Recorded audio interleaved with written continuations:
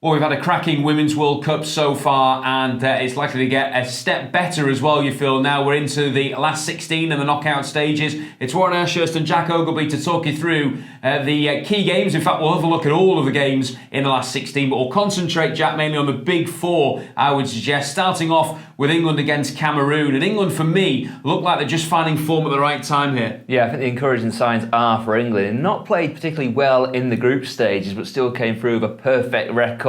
Phil Neville's rotated so far in the tournament. I think we'll go all out in this game, and I fancy them to get through. Yeah, I think both Jack and I feel that England will be too strong for Cameroon. And one that I think will be a little bit tighter, though, is France against Brazil. Marta, of course, the top goal scorer of all time in the World Cup, has popped up with another couple of crucial goals for Brazil. I have to say, though, France do look strong. France do look strong, don't they? Winning all three games in the group stages, home advantage on their side. You can't discount that in a home global tournament even. I think France will edge through again. Well, Jack's going for France. I think it could be a flip of a coin between these two. If Brazil turn up in their best form, and certainly they're going to push France, but it's going to be an intriguing game to watch, that one. Another one to look out for as well, Spain against the USA. USA have scored 18 goals in their 3 matches so far. Granted, 13 of those were against Thailand, but they do look very strong. You can understand why they were the favourites going into this tournament. Yeah, absolutely. I think their own worst enemy will be themselves. I saw the game against Sweden, a 2-0 victory in the end, but I thought they looked, I don't want to say lazy, but there was a few sluggish elements, and I think because they knew they were cruising through. Yeah. Spain are a decent team, but are they on the same level as the US?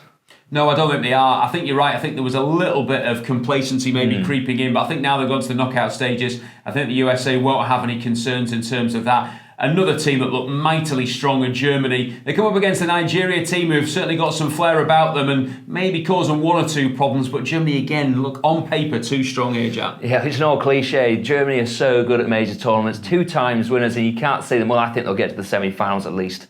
Yeah, looking that way. I think Germany and the USA, the standout team so far from the group stages anyway. We shall see how the knockout stages go. The other ties to look forward to, Norway against Australia. I have to say, I think this is going to be tight as well. It could even go to extra time, this game. I would just edge towards Australia, though, Jack. I think I'm with you there, Warren. This is going to be the tightest of all the ties, I think, and extra time might be where it's at. I did notice that they beat Norway 4-3 the last time these two sides met, and Sam Kerr scored 5 goals in the tournament. Yeah. She got the winner on that occasion, so she might be the difference. Yeah, maybe we want to look for goals in that one. Maybe over 2.5 goals between Norway and Australia. Tight to call a winner, I would suggest, for that one. Italy against China. I've been impressed with Italy, of what I've seen of them so far, and I think they could probably go on to the next stage. I do as well. They look like a really rugged outfit, don't they? Very, very good at the back. And China, similar really, but I think they bit of extra know-how in the Italian team.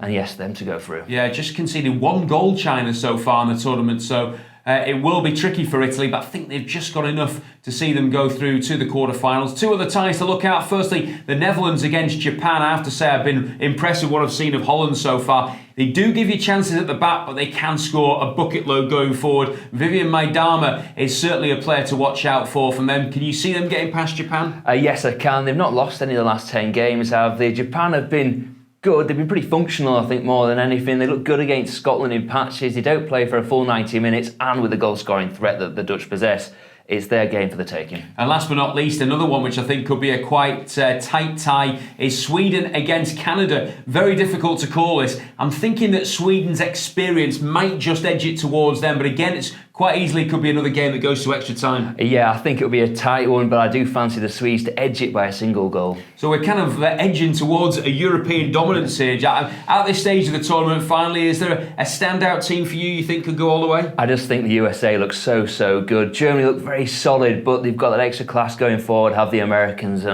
I fancy them for the title. Yeah, I couldn't disagree with that, to be honest with you. They do look the best 2 teams at the moment, the USA and Germany. But of course, in these competitions, we often get a shock in the knockout stages. Where will it come? We shall see. Let us know what you think. Who will go on and win this Women's World Cup, and who will go through from the last 16? You can get in touch, of course, on our social media pages on Twitter and on Facebook, and make sure that you subscribe to our YouTube channel.